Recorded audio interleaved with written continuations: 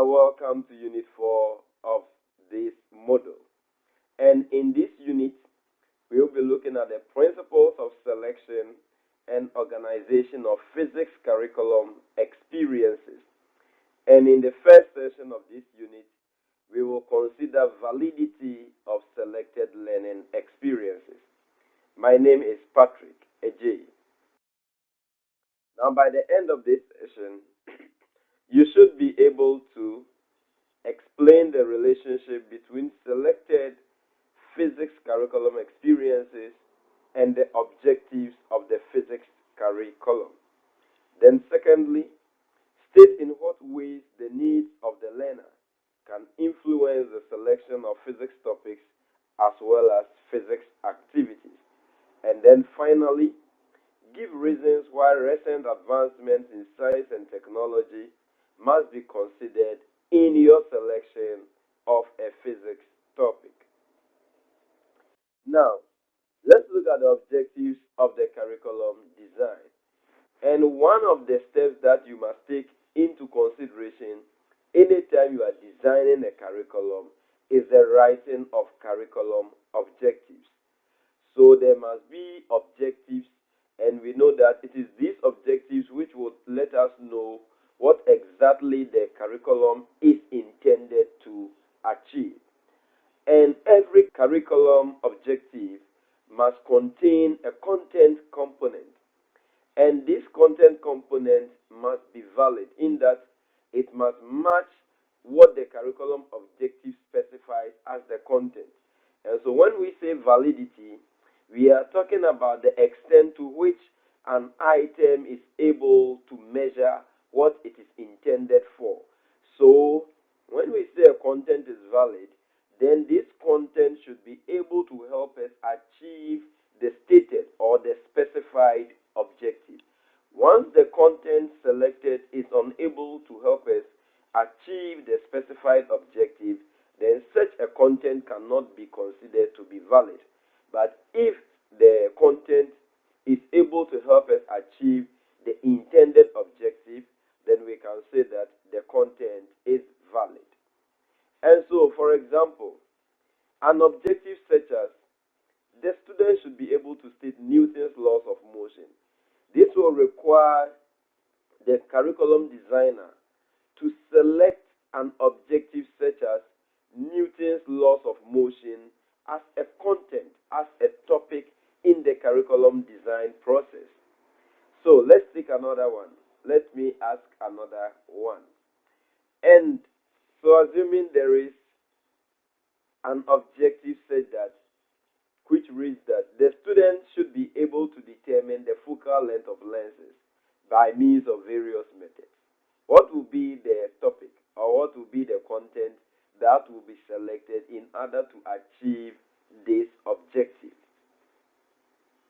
And I know your guesses are as right as mine, and I know that we are going to select a content or a topic like methods of determination of the focal length of lenses. So once we have such a topic, then it can help us to achieve our objective, which is that the student should be able to determine the focal length of lenses using different methods. Now, let's look at the needs of the learner. Why we must consider the needs and interests of the learner in selecting our objectives. So we know that the learner is the primary focus whenever it comes to the design and development of a curriculum, in that once there is no learner, the curriculum that will be designed or developed may have no use. So always, anytime we are designing a curriculum, the learner becomes the focus of the curriculum that is being designed. And for that reason, the content that is selected in building the curriculum should take into account the needs and the interests of the learner.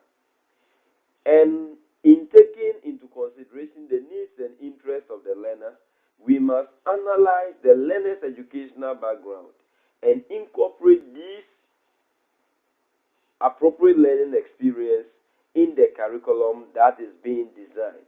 So how do we analyze the educational background of the learner? So for instance, we all know that students normally move from the junior high school into the senior high school. And so to find out the background of the learner, we can study the JHS or the junior high school science syllabus. We can study the textbooks. We can study the students' BCE results, specifically the results in science. We can even study the extent to which the topics in the science syllabus were treated.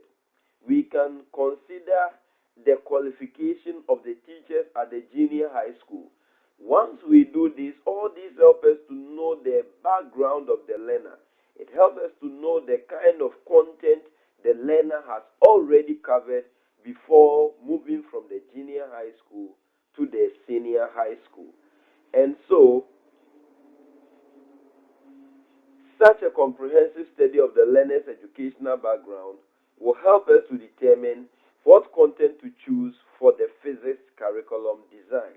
So once we know that these contents have already been taken by the learners, then we can decide to start from a certain level. And that will really help us to know which content we are to begin with, which content we are to take to every level in the senior high school. Now, we must also note that the content that is being selected should be relevant to the learner. So relevance is very, very important. And the content should be able to make the learner function effectively after going through the senior high school program. Said that they should be able to take advantage of the products of today's advancements in science and technology. So the students, after going through the senior high school physics program, should be able to, take advantage of the various advancements we have in science.